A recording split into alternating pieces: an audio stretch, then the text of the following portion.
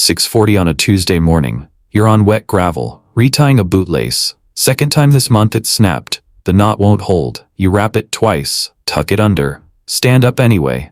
Behind you a truck pulls in, brand new, paper plate still taped in the back window. Cole parks 2 spots down like it's nothing. Steps out in boots that don't have a single mark on them yet. "Morning," he says. "Morning," you say back. That's the whole conversation, but it's nothing. You clock it, the way you clock everything at 22. Not envy exactly. Something closer to arithmetic, running in the back of your head, uninvited. It never really turns off. You're an apprentice. HVAC. 8 months on this crew, and most days you love it, more than you'd ever say out loud. A system either works or it doesn't. A problem either gets fixed or it stays broken. No gray area, no politics.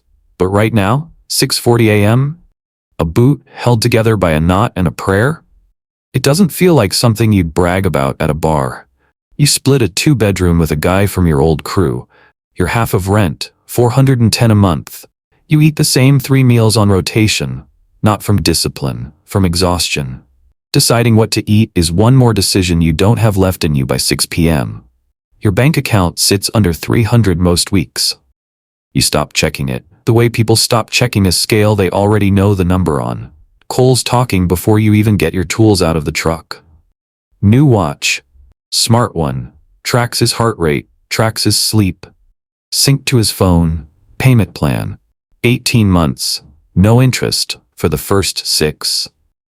He holds his wrist out, like it's something you're supposed to look at, so you look at it, because that's what you're supposed to do. You don't think much of it that morning. You think about it that night.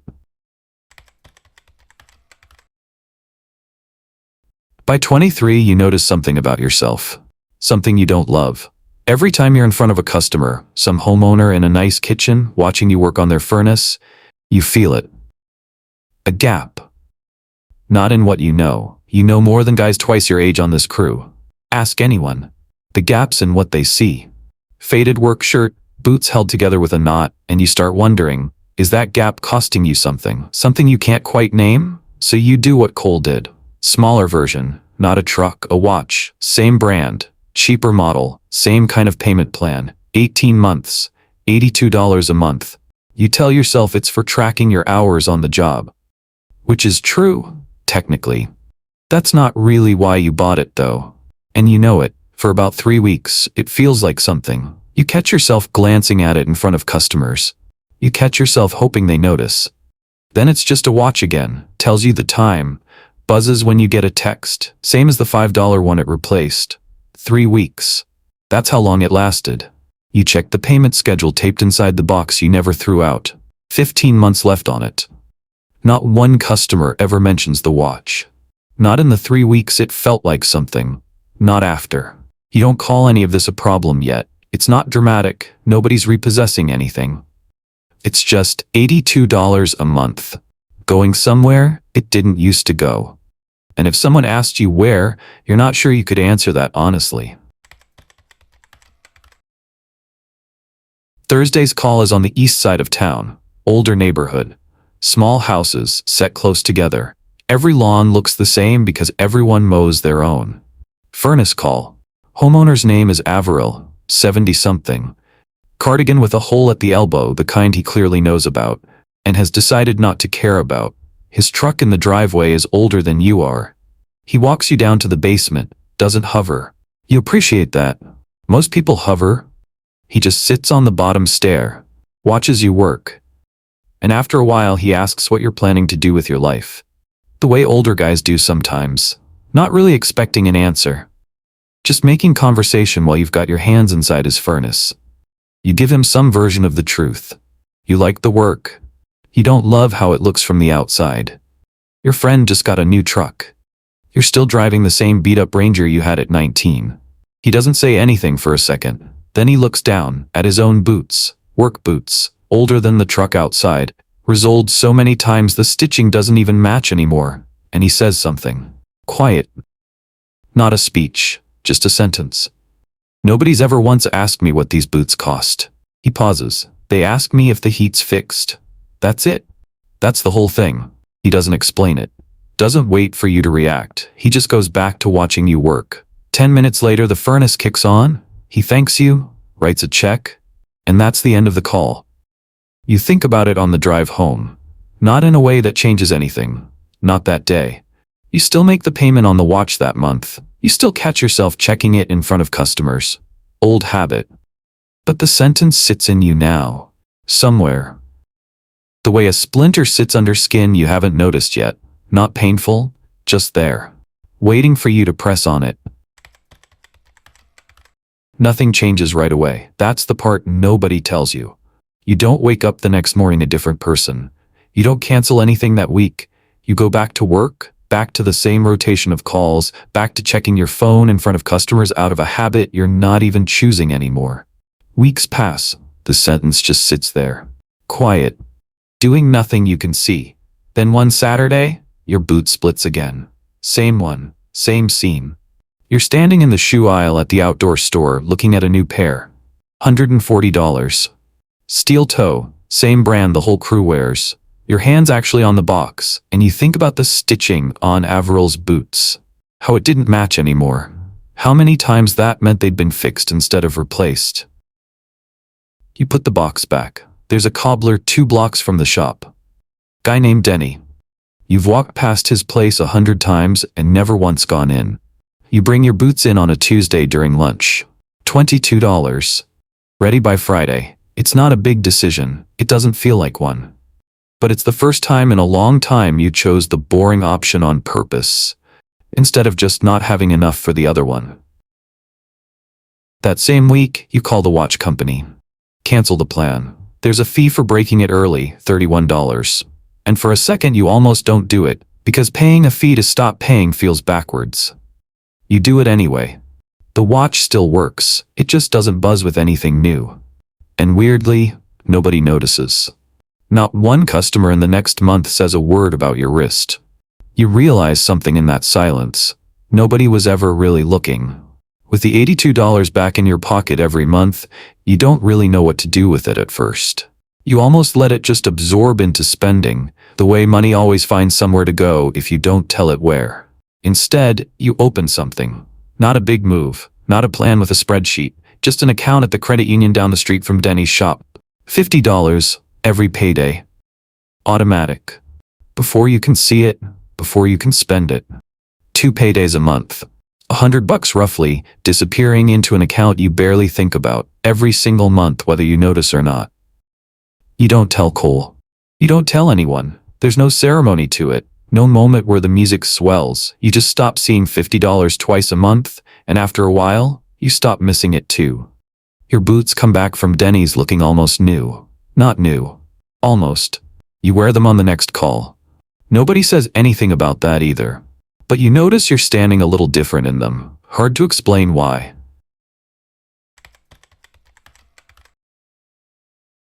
By 27, the $50 turned into something bigger without you really deciding it should. 110, a payday now. A little over 200 a month. You bumped it twice over the years and barely felt either bump. The account isn't huge. It's not supposed to be huge yet. But it's real. Real enough that you check it sometimes just to watch it move, the way you used to check your old balance just to watch it not move. Then work slows down. Not all at once. A few calls get canceled first, then a few more. Rashad, one of the older guys on the crew, says it happens every few years. A stretch where nobody's replacing anything, everybody's just patching what they've got and hoping it lasts one more winter. Your hours drop, not to zero, just enough that the math gets tight again. The way it used to be tight, except now you know exactly what tight costs you because you've got something to lose this time. You sit with the account open one night, 110 a payday, gone for 3 weeks straight now, and no new money coming in to replace it. Your finger's actually on the transfer button. Pull some out, cover the gap. You almost don't do it. Some part of you still thinks the number's only allowed to go up, never down, like touching it means you failed somewhere. Then you think about what the account's actually for. Not a trophy, not a number you show nobody, a buffer. Something you built for exactly this, a slow month, a bad stretch, a Tuesday like this one. You pull out $300, cover groceries, cover gas, cover the gap between what's coming in and what's going out. It doesn't feel like losing. It feels like the account doing its job for the first time. 6 weeks later, the calls pick back up. Rashad was right, it always comes back. You start putting the 110 back in, same as before, and within 4 months the account's back where it started. Plus a little. That's the whole test, not whether you touched the money. Whether you'd built something that could take a hit like that without you falling apart along with it. You almost didn't notice you'd passed it. Because passing it didn't look like anything dramatic. It looked like $300 leaving an account, and then, eventually, coming back. Naomi, you'd started seeing her that spring, asks you about it once, months later, how you handled things when work slowed down. You tell her the truth, that you dipped into savings, that it felt strange doing it at first, like you were breaking a rule you'd made up yourself. Isn't that what it's there for, though? She says. Yeah, you say. Took me a minute to actually believe that. She doesn't say anything for a second. Then she just nods, like that actually made sense to her, which surprises you a little. You don't bring up Avril. You're not sure you could explain him without it sounding like more than it was. Just a guy, a basement, a sentence about boots. But it's there. Still sitting in you. A little less like a splinter now. More like something you press on purpose, when you need to remember why you're doing any of this. 29. You do something you've been circling for 2 years and never said out loud to anyone but Naomi. You open your own shop. Not a storefront, not yet. Just a name, a license, a used van with your number painted on the side by a guy who does it for half what the print shop wanted. Rashad comes with you. So does one of the newer guys, a kid named Priest, who reminds you of yourself at 22, minus the boot problem. The first year is not glamorous. You work more hours than you did as an apprentice, which you didn't think was possible. Every dollar that comes in, you look at twice before it goes anywhere. Most of it goes back into the business. A second van. Better tools, the kind that pay for themselves and fewer callbacks. You still drive the same truck you've had since 24. You don't upgrade it. Not because you can't. Because you don't need to. And somewhere along the way, those stop being the same question. Cole gets promoted that same spring. Regional something. You're not totally sure of the title, and you get the sense he likes it that way. Likes that the title needs explaining. He leases a new truck.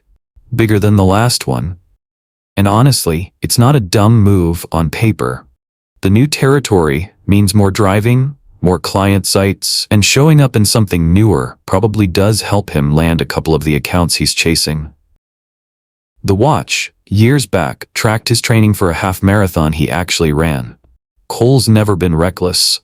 He just runs his life on the assumption that the money keeps showing up the way it's been showing up. For a while, it does. Here's the thing nobody tells you about the two directions. They look the same from the outside for a long time. Two guys, roughly the same age, roughly the same start. One driving a new lease. One driving a truck that's starting to rust around the wheel wells. From a distance, Cole looks like he's winning. Up close, the difference isn't that he's careless and you're careful. It's simpler than that. Every payment he's carrying assumes next month looks like this month. Your business assumes it won't. You built things, the account, the shop's reserves, specifically for the version of next month that doesn't cooperate. The truck people notice isn't the one that's actually going anywhere. It's just the one that's easiest to see. You don't say that to him. You'd never say that to him. It would sound like something you made up to feel better about your truck, and maybe it would be a little. But you write it down anyway, one night, on the back of an invoice, in your own handwriting, like it's something you need to remind yourself of more than him. You fold it up, put it in the glove box. You don't look at it again for a long time. You don't need to. It's already in you by then. The same way Avril's sentence got in, quiet, unannounced, doing its work without asking permission. The shop's doing well enough now that you've stopped doing the mental math every time a big expense shows up. Mostly. Then the compressor on your work van dies. Middle of a job, worst possible week, 3 installs already booked, and no way to do any of them without a running vehicle. The shop that fixes it quotes you $2,200. Parts and labor, no way around it. Needed by Thursday, Or you're pushing every job on the calendar back 2 weeks and eating the cancellation fees on top of it. 3 years ago, this number would have put you on the floor. You'd have called Rashad, called your dad, done math on a napkin at midnight trying to figure out which bill moves where. This time, you just say yes. Hang up the phone. Naomi's in the kitchen when it happens. She watches you set the phone down and go right back to what you were doing. Like nothing happened. That's it, she says. You're not even going to check the account first? I already know what's in there, you tell her. She's quiet for a second. Then she asks the question that's going to matter more than either of you realizes that night. So why do you still drive that truck and wear boots you got resoled twice? You don't have a clean answer for her. Not that night. You mumble something about it still running fine, still fitting fine, and she lets it go because she can tell you're not really dodging her. You just don't have the words yet. A few weeks later, you finally give her the real answer. Sitting on the porch one evening, nothing dramatic about the moment at all. I had a customer once, you tell her. Old guy. Said nobody ever asks what his boots cost. They just ask if the heat's fixed. She looks at you for a second. That's it? That's the whole thing that's had you driving a truck with a dent in it for 8 years? Kind of, you say. It's not really about the boots. I know, she says, and she does. You can tell she does.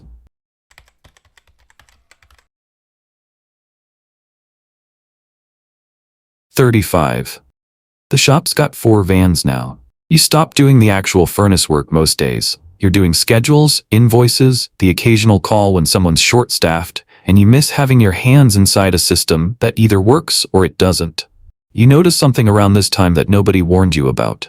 You don't really talk about money with your old crew anymore. Not because you're hiding anything. It's just, when Rashad's brother-in-law complains about a $400 repair bill, you remember exactly what $400 used to feel like. You just can't feel it that way anymore. And pretending you can feels worse than saying nothing. So, you say nothing. You nod. You buy the round.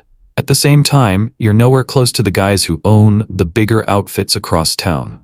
The ones with 15 vans, the ones who golf with the bank's commercial lending guy. You're not in that room either. You're not invited to that room. You're in the middle. And the middle, it turns out, is its own kind of quiet. Nobody throws you a parade for the part where you stopped needing one. Cole calls you that spring. First time in almost a year. He doesn't say much at first, just catches up, asks about the shop, asks about Naomi. Then it comes out sideways the way these things usually do. The truck got repossessed.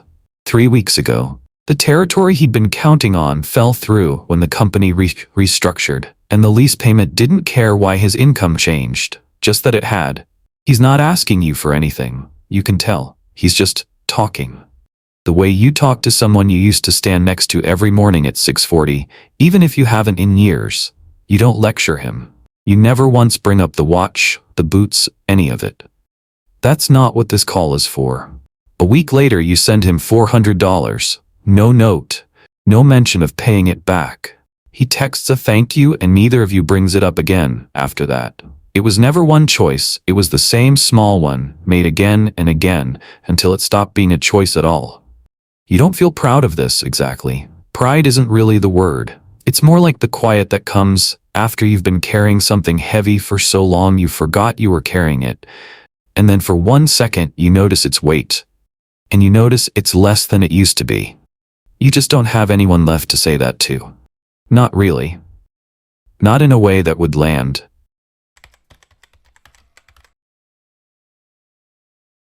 $6:40 on a Tuesday morning. 16 years after the first one. You're kneeling again. Not on gravel this time. On the concrete outside your own shop, tying a boot that didn't need to be tied, just checking it out of habit. These boots aren't the ones Denny fixed all those years ago. Those got retired a while back. Resold one too many times, even for him. Sitting now in a box in your garage you've never quite gotten around to throwing out. These are newer. Good ones. You could afford 10 pairs of these, without thinking about it. You still take them to Denny when they wear down. He's slower now. Doesn't mind telling you so. A truck pulls into the lot, one of yours. Priest steps out. Not the kid he was 13 years ago, got his own crew leading 2 of your vans now. He says morning. You say morning back. Nothing about the moment announces itself.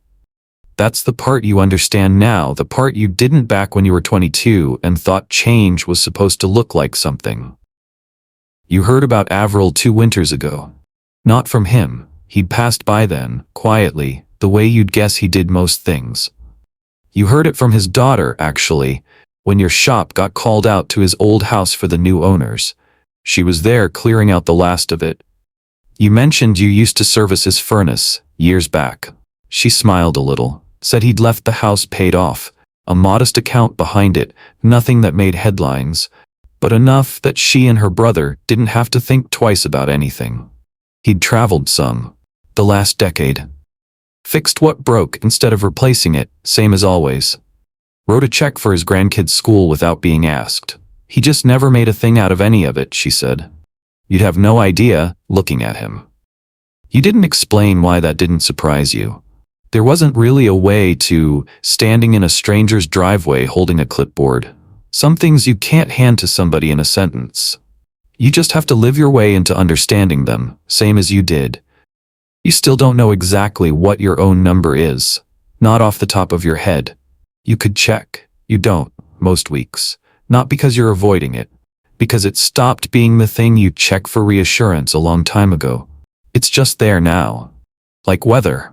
True whether you look at it or not. Naomi asked you last year if you were happy. Not stressed, not fine. Happy. You had to actually think about it, which surprised you more than the question did. You told her the truth, that you didn't know if happy was the right word for it. That it felt less like an ending and more like a fact that had quietly become true while you weren't watching for it.